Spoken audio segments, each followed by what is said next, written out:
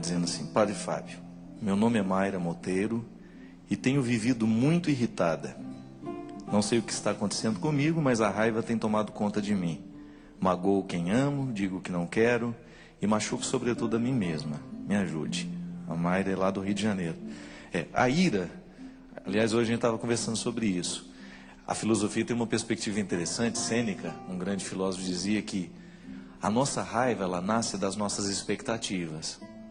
A gente fica muito irritado porque nós criamos expectativas em torno das realidades. E como a gente espera que seja assim, e geralmente a vida nos decepciona, porque as nossas expectativas são altas demais, então o nosso processo de ira, ele é sempre provocado por causa das expectativas excessivas que nós temos. O que é o excesso de expectativa? Muitas vezes a falta de simplicidade na vida, né, gente? Quando você percebe que a simplicidade é um caminho seguro, por quê? Ela lhe indica para aquilo que pode ser. Não significa que nós vamos viver sem sonhos, não. Mas a gente vai começar a ser um pouco mais realista com aquilo que a vida pode ser, né? A gente não vai ficar projetando demais. Por que eu sinto muita raiva do outro? Porque eu espero do outro que ele seja aquilo que eu quero. Eu fico esperando uma resposta.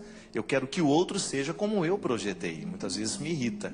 Eu quero a competência que o outro não tem. Então, a gente acaba projetando em cima do outro uma série de necessidades nossas que acabam prejudicando, né, e provocando dentro de nós a raiva. A raiva, a ira, é um processo muito perigoso porque nos emburrece. É um processo que nos retira da racionalidade. Pode observar, cada vez que a gente fica muito irritado, a gente perde a capacidade de ser racional. Você diz realmente o que você não queria dizer, você fala bobagem, você magoa, você machuca. Então, controlar a raiva é, primeiro, baixar um pouco as expectativas. A gente ser um pouquinho mais humilde, a gente ser um pouquinho mais simples. O mundo não tem que ser do jeito que eu quero. E quando a gente começa a modificar a relação com as pessoas, permitindo que elas sejam elas mesmas, sem as nossas projeções, quem sabe a gente começa a se irritar menos. Agora, há um outro detalhe também, Mayra. Nós nos irritamos muito por causa do estilo de vida que nós temos. Eu me lembro quando eu era criança, né? As luzes da nossa casa apagavam mais cedo. Elas eram desligadas muito mais cedo. Então a gente dormia mais tempo. Você pode observar que as nossas cidades e as nossas casas são cada vez mais iluminadas. E nós, para dormir, nós precisamos produzir um hormônio, né, que é provocado justamente pela ausência de luz. Então, se você está num lugar muito estimulado de luzes, por luzes, é bem provável que você faça a produção desse hormônio de maneira tardia. A melatonina, né, ela faz a gente dormir, ela induz o processo do sono. É um calmante natural que o seu organismo produz, mas você tem que permitir a produção. Se você fica se estimulando demais, com muita televisão ligada, muita tela de computador, muita luz acesa dentro de casa, essa produção de melatonina ela é mais atrasada. Então ela vai ficando mais tardia. E aí você dorme menos. Quem dorme menos? Digamos que você só dorme 5, 6 horas por noite. Ao final de uma semana, é bem provável que você esteja com uma irritabilidade muito maior. Então há todo um aspecto psicológico, que é essa projeção das expectativas sobre o outro. Eu quero que tudo seja perfeito, e na hora que eu vejo que não é perfeito, eu me irrito. Mas há também esse aspecto biológico. Nós estamos cada vez dormindo menos, a nossa irritação é cada vez maior, nós somos estimulados o tempo todo, a gente se cansa muito, a gente não dá ao corpo o devido descanso, naturalmente a gente prejudica a qualidade das nossas relações. Então, pensar na saúde e dormir um pouquinho mais cedo é você preparar o seu dia de amanhã. Então, quando você dorme mais cedo, de maneira disciplinada, e às vezes a gente fica à toa, a gente não tem nada para fazer, fica lá. Eu lembro quando eu morava no seminário aqui em Taubaté, né? Tinha um amigo meu que ele ficava tão antenado, o Padre Mário, que às vezes a gente tinha que desligar a luz do sacrário para ele achar que estava todo mundo dormindo. Porque até a luzinha do sacrário ele achava que ainda tinha alguém para bater um papo. Então tinha que desligar, senão ele não ia dormir. E a gente brincava, e vai lá, gente, desliga a luz do sacrário, senão ele não relaxa. Tem gente que é assim, né? Fica estimulado o tempo todo. Não. Faça um momento de tranquilidade. Crie essa tranquilidade necessária. Aliás, uma das coisas que me ajudou muito depois que eu mudei do convento para minha casa agora, é não ter mais o meu ambiente de trabalho onde eu durmo. Não pode. Tem que ser diferente. Você entra no seu quarto é para dormir. Aí liga a televisão e fica lá.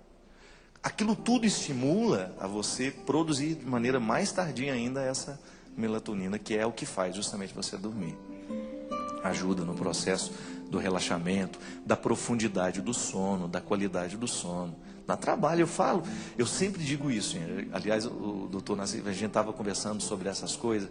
A gente tem um projeto, vai ser muito interessante. A gente quer pregar um retiro, a gente quer fazer um fim de semana, sei lá onde, uma fazenda, um lugar, com um grupo pequeno. E aí a gente quer trabalhar um padre, um médico, uma nutricionista e um profissional de educação física. Para a gente trabalhar a saúde integrada. Você descobrir que seguir Jesus é você dormir cedo, é você comer certo. Por que isso influencia no seu seguimento a Jesus? Porque quando você tem qualidade de vida, quando a sua vida é saudável, você fica melhor para o outro.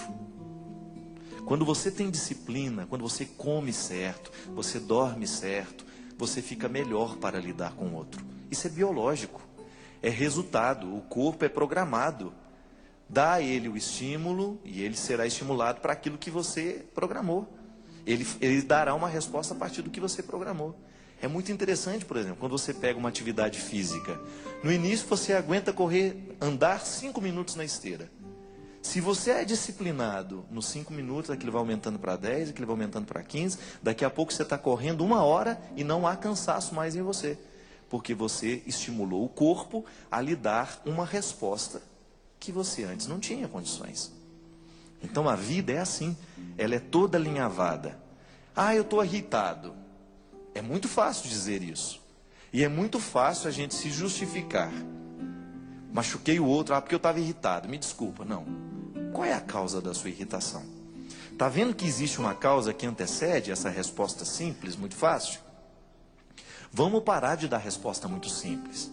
Estou irritado demais, mas por que está irritado? Dá uma olhada na sua vida. Começa a perceber se o seu jeito de viver está favorecendo ou não o processo dessa ira, dessa irritação. E o Chalita já falava, de maneira muito interessante. A raiva nos deixa burros.